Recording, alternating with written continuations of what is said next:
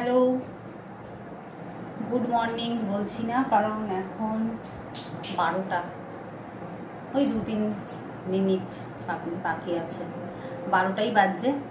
আজকে তো সানডে, মাথায় সানডেতেই আমি মাথায় শ্যাম্পু দিই, তাই মাথায় শ্যাম্পু দিলাম, একটু তাড়াতাড়ি স্নানটা করে নিলাম। আর এখন সানডে না মন্ডে আমি কিছু বুঝতে পারছি না। সবাই বলছে যে সব দিনই নাকি তাদের সানডে মনে হচ্ছে, কিন্তু আমার আবার কোনো দিনই সানডে মনে হচ্ছে না, কারণ আমার তো সবই মন্ডে টু স্যাটারডে মতনই যাচ্ছে। কারণ সানডেটা আমার কাছে স্পেশাল খাওয়া দাওয়ার ব্যাপারে কিছু থাকতো না কোনো দিনই। সানডেতে সঞ্জয়ের কোনো দিন সময় হতো না যে ও বাজার যাবে। ও এমন একটা প্রফেশনের সঙ্গে যুক্ত যে ওর সানডেটা ও বেশি বিজি, কারণ সানডেতে স্কুল ছুটি থাকে, সেই জন্য টিউশনের দিকটা একটু বেশি হয়, চাপটাও। ওই বাজারও কোনো দিনই করতে পারতো না সানডেতে। সানডেতে আমার বাড়িতে যা থাকতো সেই রকমই আমাকে রান্নাবান্না করতে হতো। কিন্তু সানডের স্পেশালিটি আমার কাছে একটাই ছিল, যে সানডেতে বিকেলবেলা আমরা বেরোবই, সে একটু মার্কেটেই যাই, কিছু কিনি, কেনাকাটি তো কিছু না কিছু সারা সপ্তাহের কেনাকাটি মানে থাকতোই। যদি নাও থাকতো তো খুঁজে খুঁজে বার করতাম, কিছু একটা তো কিনবই। আর যদি তাও কিছুই না কেনার থাকে তো এমনি ঘুরবো বেড়াবো। দেখবে আমার একটা ভিডিওতে আমি তোমাদের সঙ্গে একটা মন্দির শেয়ার করেছি, কেউ দেখে না থাকলে দেখে নিও। সন্ধেবেলায় মানে গরমকালের দিনে তো লোকে একদম মানে পুরো ভিড় করে ওখানে বসে থাকে। তো ওই বসলাম, একটু ঘুরলাম বেড়ালাম, ব্যাস বাড়ি চলে এলাম। রাত 10টা বাজলো। পরের দিন তো আবার ছেলের স্কুল থাকে যথারীতি। কিন্তু এখন তো সেরকম কিছু বুঝতে পারছি না, কোনটা সানডে কোনটা কি সানডে মনে করতে হচ্ছে যে ও আজকে সানডে বুঝি, কারণ আমার কাছে তো আলাদা করে। হ্যাঁ, এখন কি হয়েছে, সানডেতে একটু খাওয়া দাওয়ার ব্যাপারটা হয়তো একটু স্পেশাল করার চেষ্টা করছি, যে কবে এই লকডাউন উঠবে বা এই করোনা ভাইরাসের হাত থেকে আমরা মুক্তি পাবো কে জানে। ভগবানের কাছে প্রার্থনা করি যেন তাড়াতাড়ি আমরা এই বিপদ থেকে মুক্ত হয়ে যেতে পারি। আজকে আমার সকাল থেকে প্রচণ্ড শরীরটা খারাপ ছিল, জানি না মানে প্রচণ্ড কোমরের যন্ত্রণা, হঠাৎ এত কোমরের যন্ত্রণা যে আমি বসতে পারছি না, দাঁড়াতে পারছি না, উঠতে পারছি না, ঝুঁকতে পারছি না, কোমরটা প্রচণ্ড ব্যথা করছিল। তো তারপরে আস্তে আস্তে ওষুধ খেয়ে, অ্যালোপ্যাথি না অবশ্য, আমি হোমিওপ্যাথি খাই, তো ওষুধ খেয়ে একটু সামান্য মানে এখন একটু একটা চড়ার মতন হয়েছি। তো কালকে রাত্রেবেলায় ঠিক করে রেখেছিলাম মনে মনে, কাউকে কিছু বলিনি, যে একটু ওই ইয়ে আছে কি বলে, ওই বাসমতি ইন্ডিয়া গেট একটু চাল আছে, রাইস আছে, তো ওইটা দিয়ে একটু এগ বিরিয়ানি করে দেবো নিজের মতন, বাড়িতে যা আছে তাই দিয়েই করে দেবো সেই ভাবলাম। কিন্তু সকাল থেকে এত শরীর খারাপ, তো সঞ্জয় বলছে আজকে এক কাজ করো, সেদ্ধ ভাত করে দাও। মনে মনে ভাবছি ঠিক করলাম এক, আর করবো আর এক। তো আমার আবার যেটা একবার আমি ঠিক করব, মানে খুব চাপে না পড়লে আমি আমার ডিসিশন পাল্টাই না। তো দেখলাম যখন একবার শরীরটা যখন একটুখানি হাঁটা চলার উপযুক্ত হয়েছে তো করেই, তাই কিছুটা জোগাড় করে রেখেছি, সিম্পলভাবে করব। মানে ওই বিরিয়ানির পার্ট বাই পার্ট প্রসেস সেইভাবে আমি করবো না, বা ডিমটা সেদ্ধও দেবো না, ডিমটা আমি পুরো রান্না করে নেবো, কি হয় দেখি।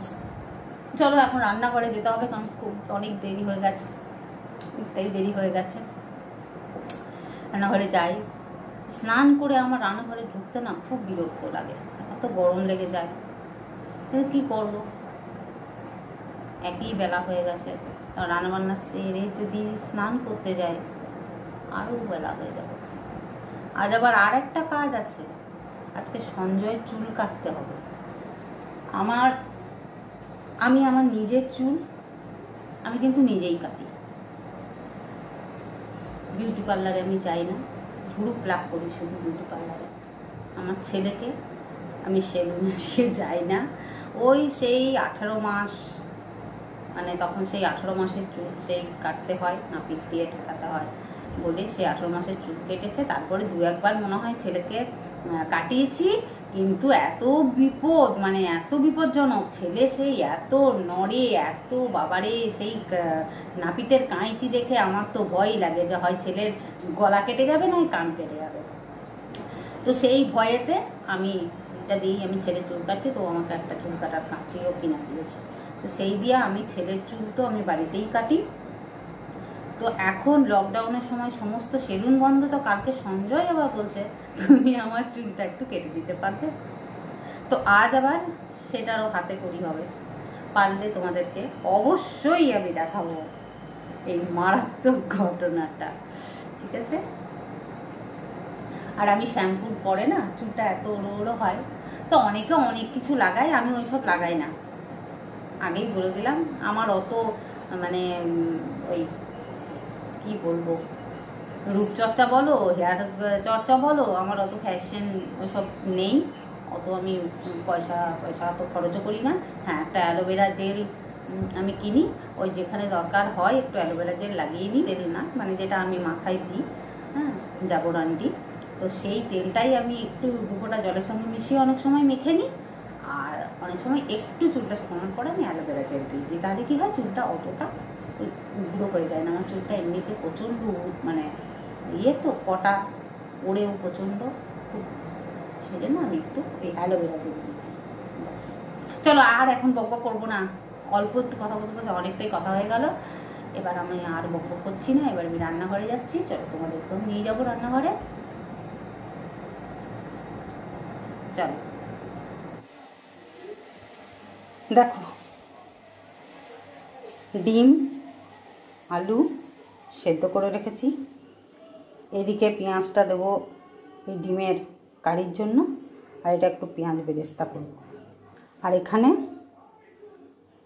টমেটো, আদা, রসুন, সামান্য একটু পেঁয়াজ আমি পেস্ট করে রেখে দিয়েছি। আর এখানে দেখো ভাতটা হয়ে গেছে, কড়াই তেল দিয়ে দিয়েছি, ডিমগুলো ভেজে নেব।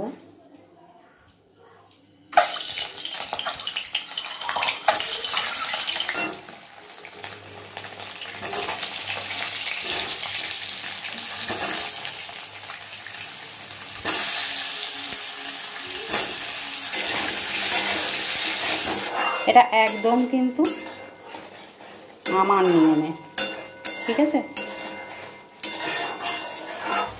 ডিমগুলোও দিয়ে দিই। আর বেরেস্তাটা আমি আগে করতে ভুলে গেলাম,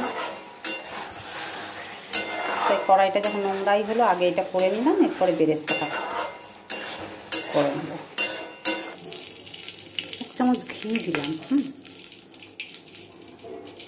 কিছুই পড়ছে না তো, কেমন লাগবে সেই জন্য 1 চামচ ঘি দিলাম।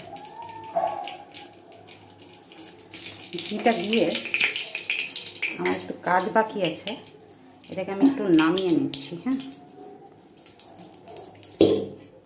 এই যে কড়াইতেই বেরেস্তাটা করবো, ওই জন্য আমি এই আলুগুলো আগে এখানে দিয়ে দিচ্ছি। ডিমগুলো দেবো না, শুধু আলুগুলোই দেবো নিচে, কারণ আলুগুলো এখনও 10% মতন সেদ্ধ হতে বাকি আছে।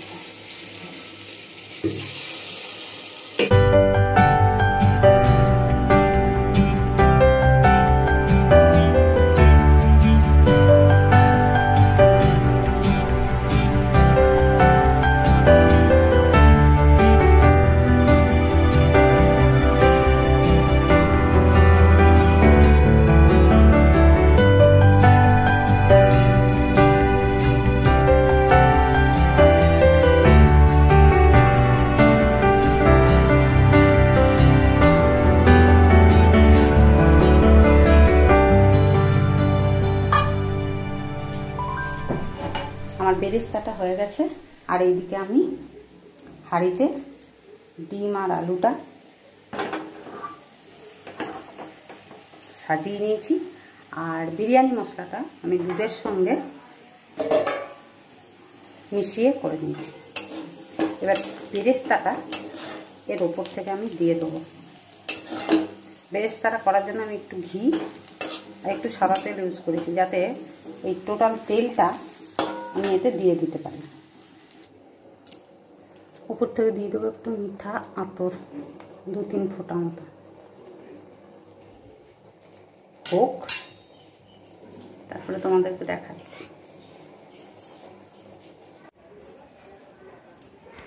বিরিয়ানি বসিয়ে দিয়ে এসে দেখো, বলেছিলাম না যে সঞ্জয় চুল কাটতে হবে আজকে, তাই ওর চুল কাটতে বসেছি, মানে দাঁড়িয়েছি, ও বসে আছে। দেখি কেমন হয় চুল কাটাটা। ওর চুল কাটা হয়ে গেলে তারপর দেখাবো তোমাদেরকে। স্যালাড কেটেছি, আর এই যে বিরিয়ানি।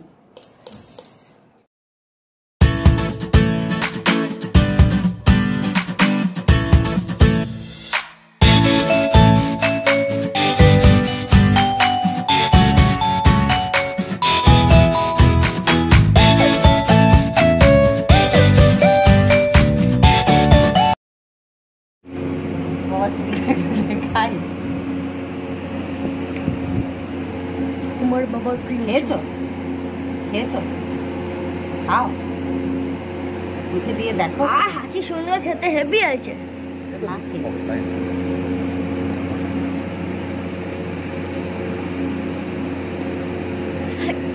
খাবো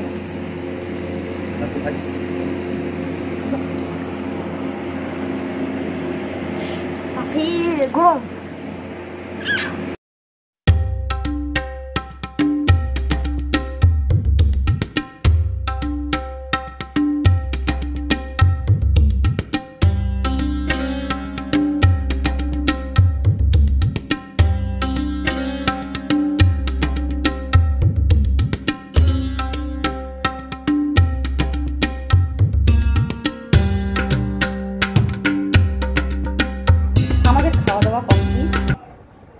বিরিয়ানিটা ভালোই হয়েছিল, একদম নিজের মতো করেছিলাম, সিম্পল করেছিলাম। শুধু এগ বিরিয়ানি কোনোদিন খাইনি। চিকেন করেছি, মাটন করেছি, কিন্তু শুধু এগ বিরিয়ানি এই প্রথম করলাম।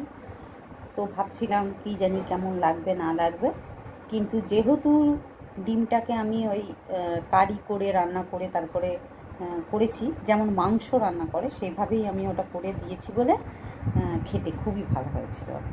তবে ভাতটাতে আমি নুন দিতে ভুলে গিয়েছিলাম, সে কারণে একটু ওপর থেকে আমাদেরকে বিট নুন ছড়িয়ে খেতে হলো। বাকি সঞ্জয়ের তো ব্যাপক লেগেছে, খুব ভালো লেগেছে। আর পরিমাণটা এত সুন্দর হয়েছিল না, আমাদের একদম সাফিসিয়েন্ট হয়ে গেছে। খুব ভালো খেলাম, খাওয়া দাওয়া হলো। আজকের ব্লগটা আমি এখানেই শেষ করছি। নেক্সট ব্লগে আবার আসছি তোমাদের কাছে। আজকের মতো টাটা।